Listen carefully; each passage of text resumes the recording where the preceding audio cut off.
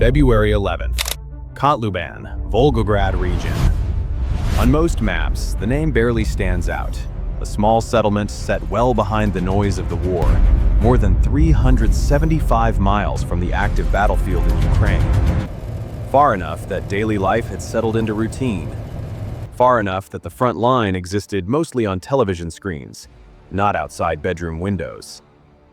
For months, that distance felt like insulation. Then, the night broke. Shortly after nightfall, residents were jolted awake by explosions that were unmistakably close. Not the dull, rolling echo of distant artillery, but sharp, concussive blasts that carried across open fields and into residential streets. Windows rattled, lights flickered. People were on their feet before they fully understood what they were hearing. Within minutes, the sky above Kotluban began to glow. At first, it looked like a single flash. Then the light surged again, brighter, longer, sustained. This wasn't a brief strike followed by silence.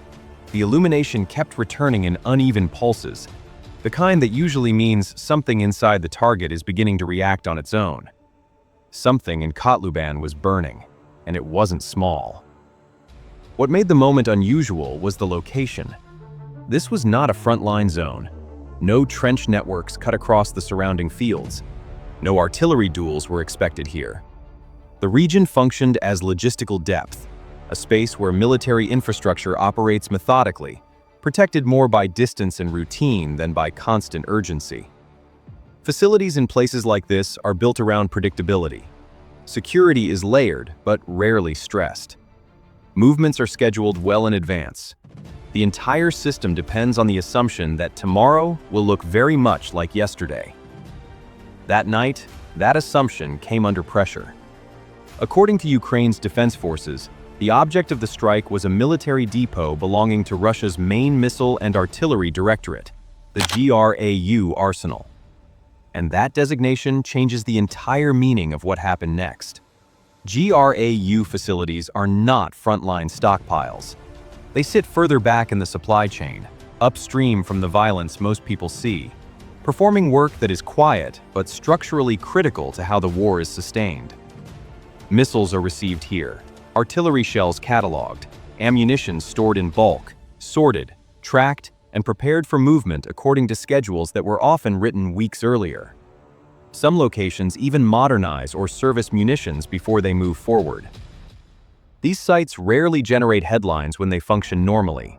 They generate momentum, and when one of them burns, the consequences rarely arrive in a single dramatic moment. They move outward in stages. What residents in Kotluban heard that night fits that pattern. Reports described multiple powerful explosions, followed by a sustained fire, and then came the detail that immediately raised concern among military observers: secondary detonations. Those are never cosmetic.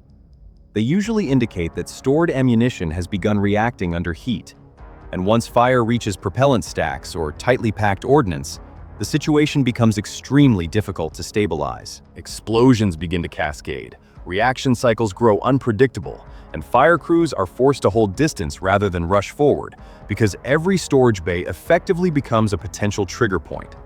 Containment at that stage is no longer about speed. It becomes a matter of patience. Videos that surfaced online showed repeated flashes against the night sky and a dense column of smoke rising above the site. Independent verification of the full structural damage remains limited, but one fact is difficult to ignore. The fire spread long enough and violently enough to trigger civilian evacuation orders. Local authorities moved residents out of nearby zones, a decision that is rarely taken lightly around ammunition storage, because depots do not burn like ordinary industrial facilities. Heat transfers through metal casings, fuses degrade unevenly, and shells that appear intact can detonate minutes or even hours later. As different stockpiles ignite in sequence, the danger zone expands in ways that are extremely difficult to model in real time. And for civilians living nearby, risk compounds very quickly. Emergency crews responded under those constraints. Firefighters worked through darkness while safety perimeters widened around the facility, and roads that normally carried routine traffic suddenly filled with checkpoints and emergency vehicles moving into position. So far, there are no confirmed public reports of civilian casualties, and that matters. But it does not erase what unfolded inside the fence line. Volgograd Region Governor Andrei Bocharov later confirmed that air defense systems were active during the incident. Russian officials stated that incoming weapons were intercepted and that falling debris from those interceptions ignited the fire, a version of events that preserves defensive performance while framing the blaze as an unintended consequence. Ukraine's position is different. Ukrainian Defense forces described the strike as a deliberate attack on the GRAU depot itself. Both sides acknowledge the fire. Both acknowledge the explosions. The cause remains contested, and that distinction carries real operational weight. If intercepted debris triggered the blaze, it raises uncomfortable questions about engagement geometry over sensitive infrastructure, because defensive fire above ammunition storage introduces its own risk envelope. If, instead, a strike penetrated and directly hit the depot, then the focus shifts immediately to detection depth and defensive layering more than 375 miles from the front. Either explanation forces review, and that alone is significant, because Kotluban was not previously treated as a frontline vulnerability. Now it sits firmly on the operational map. This was also not the first time incidents have been reported in connection with the facility. Similar events surfaced in September 2024 and in earlier periods, though details and independent confirmation have varied. One incident can be dismissed as anomaly. Repetition tends to change planning logic. Depots like this operate on strict scheduling discipline. Ammunition arrives by rail, is logged and inspected, then stored in distributed stacks or hardened bunkers, depending on classification. Rail and truck movements are synchronized carefully to maintain steady flow toward regional hubs. The entire system depends on predictable replenishment cycles, and fire introduces something the system does not tolerate well: uncertainty. Every pallet exposed to sustained heat must be inspected or written off. Adjacent storage structures require structural review. If secondary detonations moved through multiple storage areas, inventory reconciliation becomes less of a checklist and more of a forensic exercise. Even when a facility remains largely intact, that process alone can slow redistribution, and units closer to the front operate on projected supply flows, not static reserves. Deep disruptions distort those projections.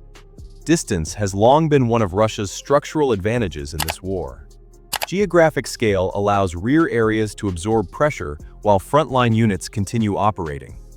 But when incidents occur this far from combat lines, commanders are forced into a familiar dilemma: disperse assets further inward or reinforce existing sites with additional protection. Neither option is free. Reinforcing rear depots means reallocating air defense and security resources from somewhere else, while dispersing ammunition into smaller storage nodes reduces single-point vulnerability but complicates transport efficiency. More trucks, more rail movements, thinner security coverage spread across wider geography. None of those decisions are visible in the smoke above Kotluban, but they tend to begin there. There is also a civilian dimension that is harder to quantify. When residents hundreds of miles from the front wake to sustained explosions, the psychological boundary of the war shifts. Conflict stops feeling remote. Evacuation orders in rear regions alter local risk perception. Industrial facilities nearby review contingency plans. Insurance calculations change. Municipal authorities move, at least briefly, into emergency posture. In the public mind, the map stretches before the official one does. Strategically, depots like Kotluban function as quiet stabilizers. They buffer fluctuations in production and demand. When frontline consumption spikes, upstream storage absorbs the shock. Damage, even limited damage, narrows that buffer. The key question is not whether ammunition exists elsewhere. It is whether the margin for delay begins to shrink. Secondary detonations strongly suggest that at least some stored ordnance was affected, and even contained incidents can trigger months of audit work and structural review. Fire suppression around ammunition requires caution that slows every phase of response. and storage zones exposed to heat cannot simply resume normal use overnight. Timetables stretch, and in wartime logistics, stretched timetables alter tempo. At the same time, the optics of deep strikes carry their own consequences. Incidents this far inside national territory draw international scrutiny, test defensive credibility, and provoke carefully worded statements. Each side frames the event in language calibrated for both domestic and external audiences. Russia emphasizes successful interception with unintended fallout.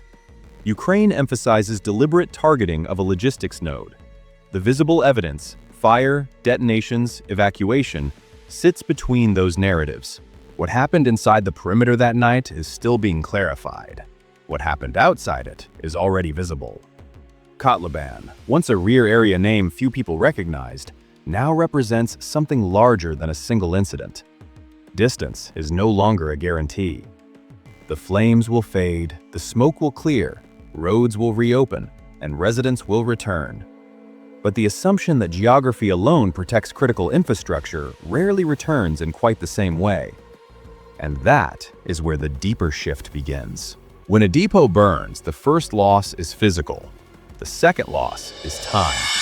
Inside a facility linked to the main missile and artillery directorate, inventory is not just stacked. It is categorized by type, compatibility, expiration window, and deployment priority. Missiles are not interchangeable with artillery shells. Modernized stock is not mixed casually with older batches. Movement is logged. Storage spacing is deliberate. Fire does not respect those categories. If flames reached multiple storage sections, separation plans collapse into a single problem: what survived, what didn't, and what can no longer be trusted. Heat exposure alone can render munitions unstable. Even shells that do not detonate must be inspected. Missiles exposed to sustained thermal stress may require disassembly or disposal. That process is slow. It requires specialists.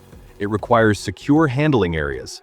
It requires transport capacity that may already be scheduled elsewhere. A strike deep in the rear does not just destroy inventory, it forces a pause in movement. For a military engaged in active operations, pauses accumulate. The supply chain feeding the front depends on rhythm.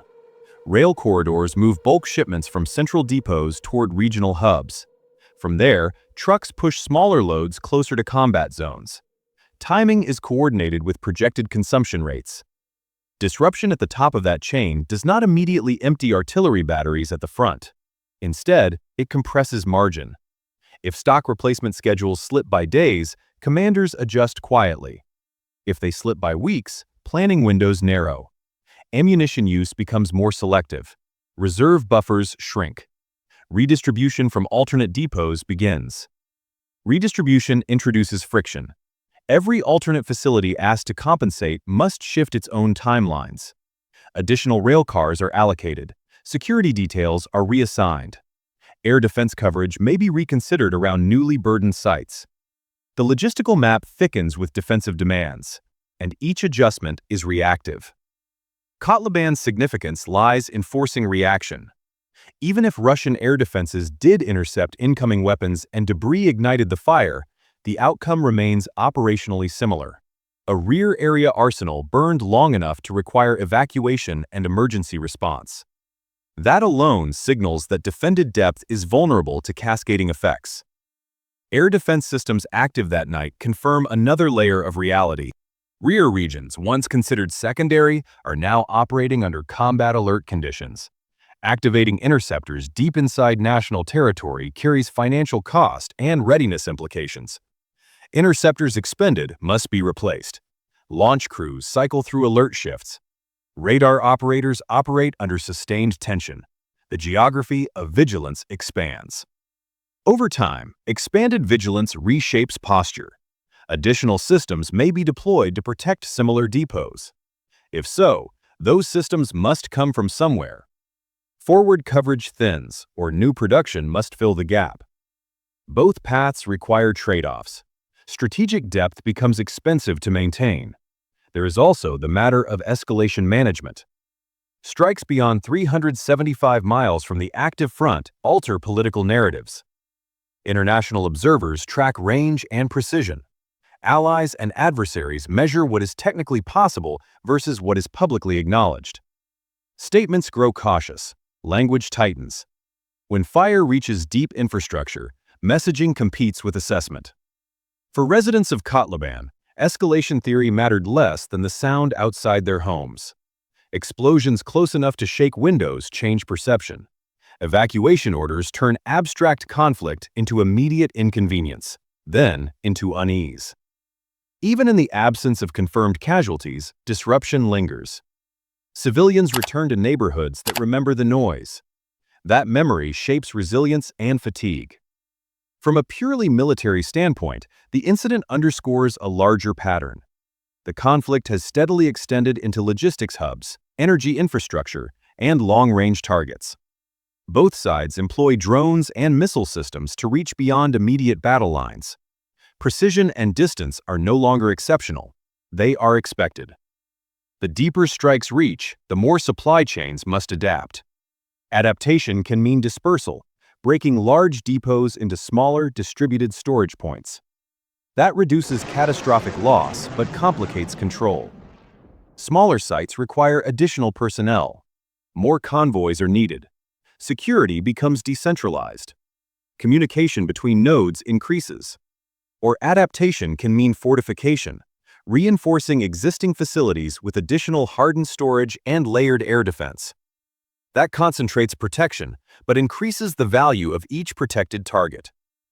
Neither solution restores the comfort of distance. Kotluban was not symbolic because of its name. It was symbolic because of its position. A rear area arsenal that drew little public attention became a point of scrutiny overnight. In conflicts where logistics determine endurance, such points matter more than headlines. There will be investigations. Damage assessments will circulate internally before they are ever made public, if they are at all. Commanders will evaluate whether the fire disrupted scheduled shipments. Production planners will compare projected output with replacement requirements. Air defense commanders will review radar logs and engagement timelines. Lessons will be extracted quietly. The question that remains is not simply what exploded that night. It is how many assumptions burned with it. Rear areas depend on predictability. When predictability erodes, caution increases. Caution slows movement. Slowed movement reshapes tempo, and tempo, more than territory, often determines the direction of a war. Kotluban's smoke has thinned by now. The sky has returned to its usual darkness. Trains move again. Roads reopen. Official statements settle into record. But somewhere in planning rooms far from that village, maps have been adjusted. Protective rings redrawn. Timetables revised. Distance is still measured in miles. It just no longer guarantees silence. In the months ahead, will Russia be forced to harden and disperse its rear depots, or accept growing risk deep inside its own territory? Let us know in the comments. If you'd like to see breakdowns like this, subscribe to the channel and turn on notifications. Thanks.